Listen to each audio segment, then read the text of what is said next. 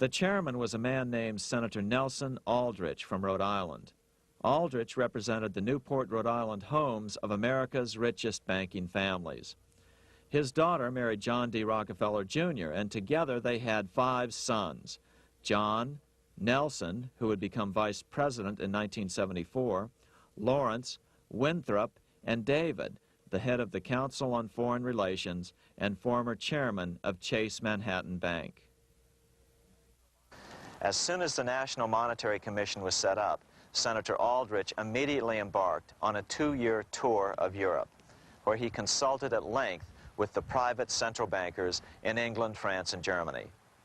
The total cost of his trip alone to the taxpayers was $300,000, an astronomical sum in those days.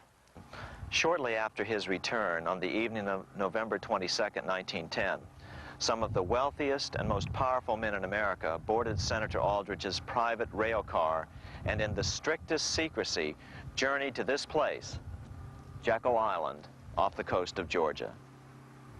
With the group came Paul Warburg. Warburg had been given a $500,000 per year salary to lobby for the passage of a privately owned central bank in America by the investment firm Kuhn, Loeb and Company. Warburg's partner in this firm was a man named Jacob Schiff, the grandson of the man who shared the Green Shield house with the Rothschild family in Frankfurt.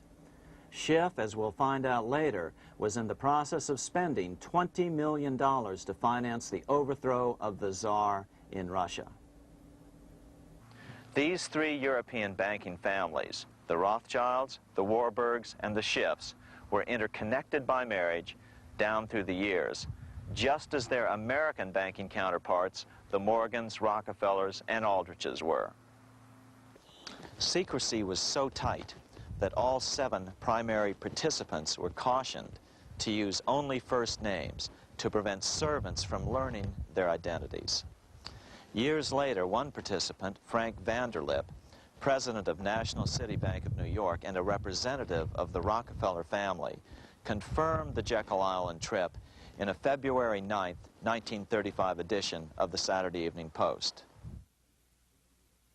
I was as secretive, indeed as furtive as any conspirator. Discovery, we knew, simply must not happen, or else all our time and effort would be wasted. If it were to be exposed that our particular group had got together and written a banking bill, that bill would have no chance whatever of passage by Congress. The participants came here to figure out how to solve their major problem, how to bring back a privately owned central bank.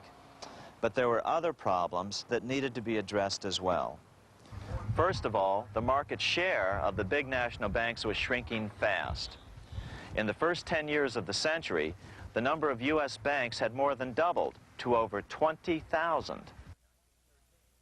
By 1913, only 29% of all banks were national banks, and they held only 57% of all deposits.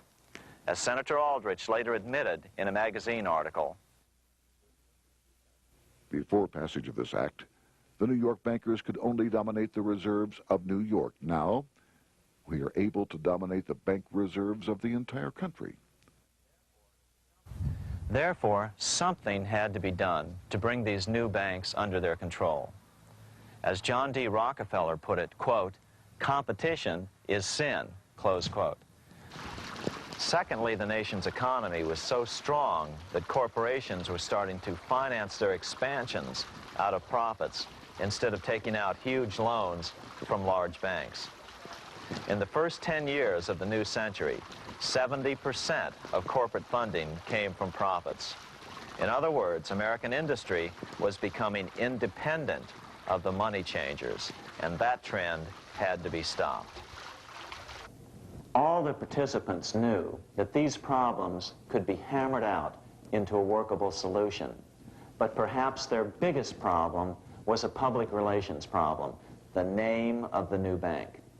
That discussion took place right here in this room, one of the many conference rooms in this sprawling hotel, today known as the Jekyll Island Club Hotel. Aldrich believed that the word bank should not even appear in the name. Warburg wanted to call the legislation the National Reserve Bill or the Federal Reserve Bill. The idea here was to give the impression that the purpose of the new central bank was to stop bank runs, but also to conceal its monopoly character. However, it was Aldrich, the egotistical politician, who insisted it be called the Aldrich Bill. After 9 days at Jekyll Island, the group dispersed. The new central bank would be very similar to the old Bank of the United States. It would be given a monopoly over U.S. currency and create that money out of nothing. How does the Fed create money out of nothing? It's a four-step process. But first, a word on bonds. Bonds are simply promises to pay, or government IOUs. People buy bonds to get a secure rate of interest. At the end of the term of the bond, the government repays the bond plus interest, and the bond is destroyed. There are about $3.6 trillion worth of these loans or bonds at present. Now here's the Fed money-making process. Step 1. The Federal Open Market Committee approves the purchase of U.S. bonds on the open market. Step 2. The bonds are purchased by the Fed from whoever is offering them for sale on the open market. Step 3. The Fed pays for the bonds with electronic credits to the seller's bank, which in turn credits the seller's bank account. The trick is that these credits are based on nothing. The Fed just creates them. Step 4. The banks use these deposits as reserves. They can loan out over 10 times the amount of their reserves to new borrowers, all at interest. In this way, a Fed purchase of, say, $1 million worth of bonds gets turned into over $10 million in bank accounts. The Fed, in effect, creates 10% of this totally new money, and the banks create the other 90%. To reduce the amount of money in the economy, the process is just reversed. The Fed sells bonds to the public, and the money flows out of the purchaser's local bank. Loans must be reduced by 10 times the amount of the sale. So, a Fed sale of $1 million in bonds results in $10 million less money in the economy. So how does this benefit the bankers whose representatives huddled at Jekyll Island?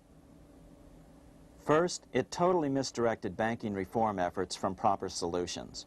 Second, it prevented a proper debt-free system of government finance, like Lincoln's greenbacks, from making a comeback.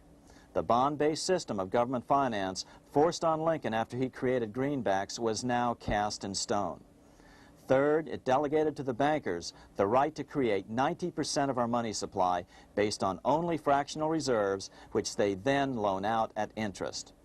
Fourth, it centralized overall control of our nation's money supply in the hands of a few men. Fifth, it established a central bank with a high degree of independence from effective political control. Soon after its creation, the Fed's great contraction in the early 1930s would cause the Great Depression. This independence has been enhanced since then through additional laws.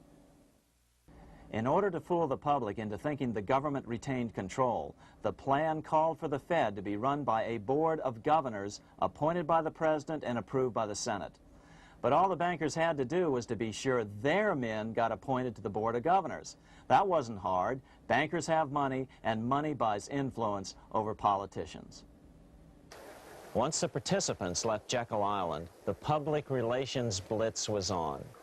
The big New York banks put together an educational fund of $5 million to finance professors at respected universities to endorse the new bank. Woodrow Wilson at Princeton was one of the first to jump on the bandwagon.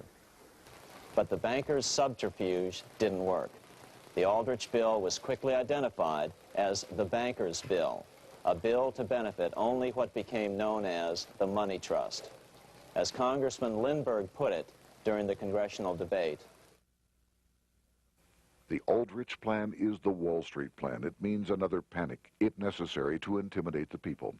Aldrich, paid by the government to represent the people, proposes a plan for the trusts instead.